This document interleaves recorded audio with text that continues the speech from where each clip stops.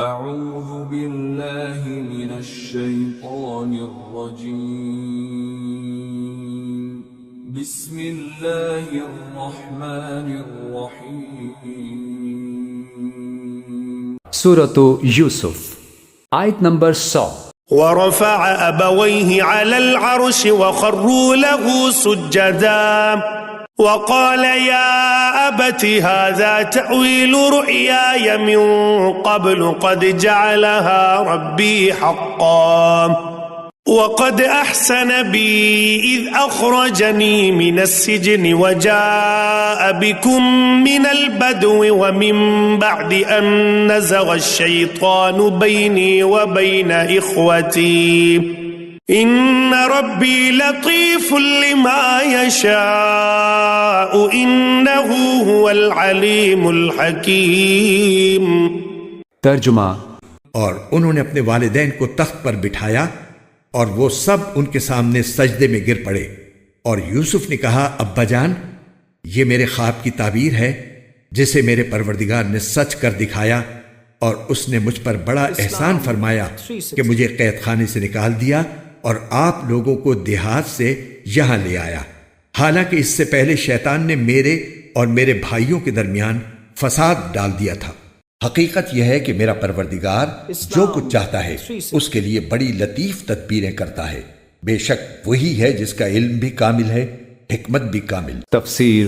حضرت عبداللہ بن عباس رضی اللہ عنہما سے اس آیت کی جو تفسیر مروی ہے، اس کے مطابق ان سب حضرات نے یہ سجدہ حضرت یوسف علیہ السلام کے سامنے اللہ تعالیٰ کا شکر بجا لانے کے لیے کیا تھا، یعنی سجدہ اللہ تعالیٰ ہی کو تھا، البتہ یوسف علیہ السلام کے سامنے اور ان کے مل جانے کی خوشی میں کیا تھا۔ امام رازی رحمۃ اللہ علیہ نے اسی تفسیر کو راجح قرار دیا ہے، البتہ دوسرے مفسرین نے فرمایا ہے کہ یہ عبادت کا نہیں بلکہ تعظیم کا ویسا ہی سجدہ تھا جیسا فرشتوں نے حضرت آدم علیہ السلام کو کیا تھا، اور وہ حضرت یوسف علیہ السلام کی شریعت میں جائز تھا، تاہم حضرت صلی اللہ علیہ وسلم کی شریعت میں اللہ تعالیٰ کے سوا کسی کو تعظیمی سجدہ کرنا بھی جائز نہیں ہے۔ یعنی اس خواب میں چاند سورج سے مراد حضرت یوسف علیہ السلام کے والدین تھے اور ستاروں سے مراد ان کے 11 بھائی۔ حضرت یوسف علیہ السلام کو مصائب و آلام کی جس طویل دور سے گزرنا پڑا تھا، اگر کوئی اور ہوتا تو والدین سے ملاقات کے بعد اپنی تکلیفوں کا دکھڑا سناتا، لیکن حضرت یوسف علیہ السلام کو دیکھیے کہ ان مصائب کے بارے میں ایک لفظ کہے بغیر واقعات کے صرف اچھے رخ کا ذکر کر کے اللہ تعالیٰ کا شکر ادا فرمایا، قید خانے میں جانے کا نہیں،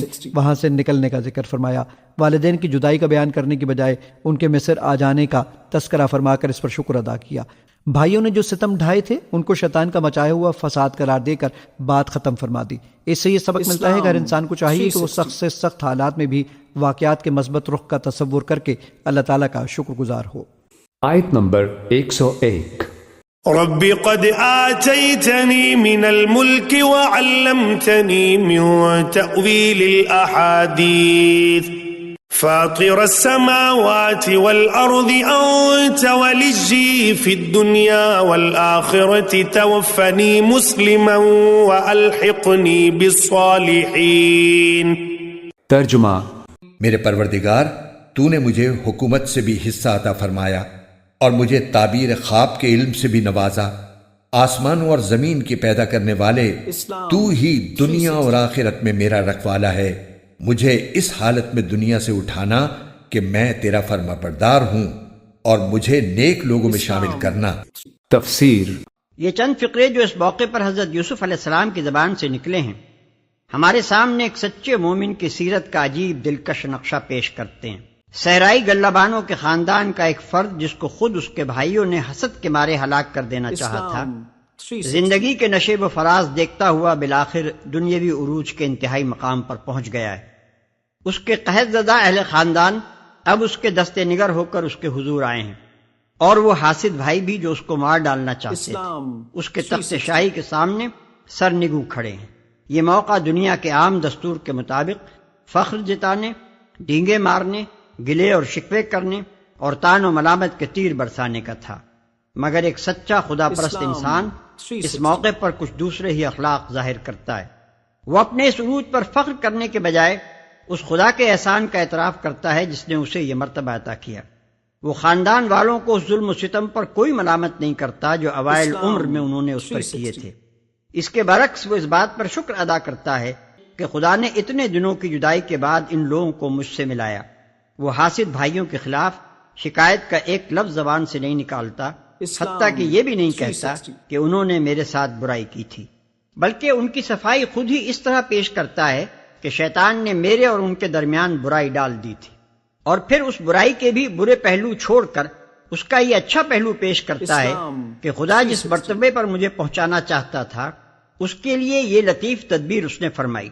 یعنی بھائیوں سے شیطان نے جو کچھ کرایا اسی میں حکمت الہی کے مطابق میرے لیے خیر تھی۔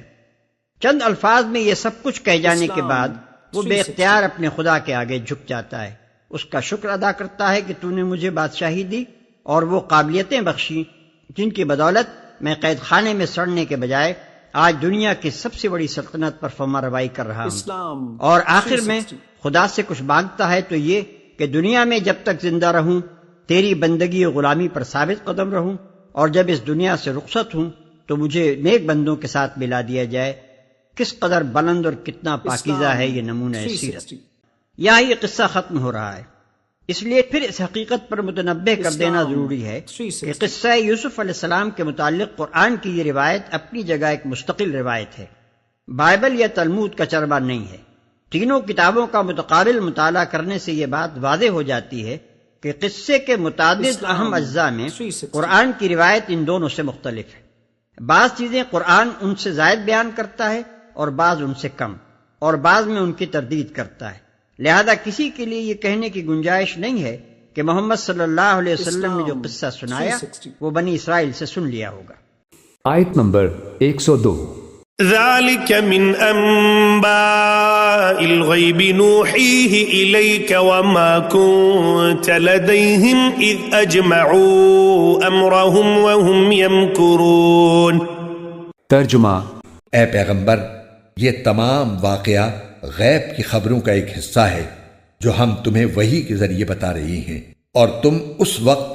ان یوسف کے بھائیوں کے پاس موجود نہیں تھے جب انہوں نے سازش کر کے اپنا فیصلہ پختہ کر لیا تھا کہ یوسف کو کنویں میں ڈالیں گے۔ تفسیر: جیسا کہ شروع صورت میں عرض کیا گیا تھا کہ حضرت یوسف علیہ السلام کا یہ واقعہ اللہ تعالیٰ نے ان کافروں کے جواب میں نازل فرمایا تھا جو آن حضرت صلی اللہ علیہ وآلہ وسلم سے یہ پوچھ رہے تھے کہ بنی اسرائیل کے مصر میں آباد ہونے کی کیا وجہ تھی۔ ان کو یقین تھا کہ آپ کے پاس بنی اسرائیل کی تاریخ کے اس حصے کا علم نہیں ہے اور نہ کوئی ایسا ذریعہ ہے جس سے آپ کو یہ معلومات حاصل ہو سکیں، اس لیے ان کا خیال یہ تھا کہ آپ اس سوال کا صحیح جواب نہیں دے سکیں گے۔ لیکن اللہ تعالیٰ نے یہ پوری صورت اس واقعے کو بیان فرمانے کے لیے نازل فرما دی۔ اب آخر میں یہ نتیجہ نکالا جا رہا ہے کہ اس واقعے کو معلوم کرنے کا حضرت صلی اللہ علیہ وآلہ وسلم کے پاس وحی کے سوا کوئی ذریعہ نہیں تھا۔ اس کا تقاضا یہ تھا کہ جو لوگ یہ سوال کر رہے تھے وہ یہ تفصیل سننے کے بعد آپ کی نبوت اور رسالت پر ایمان لے آئیں، لیکن چونکہ ان میں سے اکثر لوگوں کا ان سوالات سے یہ مقصد نہیں تھا کہ حق واضح ہونے کے بعد اس کو قبول کر لیں، بلکہ یہ سارے سوالات صرف ضد کی وجہ سے کیے جا رہے تھے۔ اس لیے اللہ تعالیٰ نے اگلی آیات میں واضح فرما دیا کہ ان کھلے کھلے دلائل کے باوجود ان میں سے اکثر لوگ ایمان نہیں لائیں گے۔ آیت نمبر 103۔ وما أكثر الناس ولو حرصت بمؤمنين۔ ترجمہ: اس کے باوجود اکثر لوگ ایمان لانے والے نہیں ہیں، چاہے تمہارا کیسا ہی دل چاہتا ہو۔ تفسیر: یعنی ان لوگوں کی ہٹ دھرمی کا عجیب حال ہے۔ تمہاری نبوت کی آزمائش کے لیے بہت سوچ سمجھ کر اور مشورے کر کے جو مطالبہ انہوں نے کیا تھا اسے تم نے بھری محفل میں برجستہ پورا کر دیا۔ اب شاید تم متوقع ہوگے کہ اس کے بعد تو انہیں یہ تسلیم کر لینے میں کوئی تعامل نہ رہے گا کہ تم یہ قرآن خود تصنیف نہیں کرتے ہو بلکہ واقعی تم پر وحی آتی ہے، مگر یقین جانو کہ یہ اب بھی نہ مانیں گے اور اپنے انکار پر جبے رہنے کے لیے کوئی دوسرا بہانہ ڈھونڈ نکالیں گے، کیونکہ ان کے نہ ماننے کی اصل وجہ یہ نہیں ہے کہ تمہاری صداقت کا اطمینان حاصل کرنے کے لیے یہ کھلے دل سے کوئی معقول دلیل چاہتے تھے اور وہ ابھی تک انہیں نہیں ملی، بلکہ اس کی وجہ صرف یہ ہے کہ تمہاری بات یہ ماننا چاہتے نہیں ہیں، اس لیے ان کو تلاش دراصل ماننے کے لیے کسی دلیل کی نہیں بلکہ نہ ماننے کے لیے کسی بہانے کی ہے۔ اس کلام سے مقصود نبی صلی اللہ علیہ وسلم کی کسی غلط فہمی کو رفع کرنا نہیں ہے، اگرچہ بظاہر خطاب آپ ہی سے ہے، لیکن اس کا اصل مقصد مخاطب گروہ کو جس کے مجمع میں یہ تقریر کی جا رہی تھی ایک نہایت لطیف و بلیغ طریقے سے اس کی ہٹ دھرمی پر متنبہ کرنا ہے۔ انہوں نے اپنی محفل میں آپ کو امتحان کے لیے بلایا تھا اور اچانک یہ مطالبہ کیا تھا کہ اگر تم نبی ہو تو بتاؤ بنی اسرائیل کے مصر جانے کا قصہ کیا ہے۔ اس کے جواب میں ان کو وہیں اور اسی وقت پورا قصہ سنا دیا گیا اور آخر میں یہ مختصر سا فقرہ کہہ کر آئینہ بھی ان کے سامنے رکھ دیا گیا کہ ہٹ دھرموں، اس میں اپنی صورت دیکھ لو، تم کس منہ سے امتحان لینے بیٹھے تھے؟ معقول انسان اگر امتحان لیتے ہیں تو اس لیے لیتے ہیں کہ اگر حق ثابت ہو جائے تو اسے مان لیں، مگر تم وہ لوگ ہو جو اپنا منہ مانگا ثبوت مل جانے پر بھی مان کر نہیں دیتے۔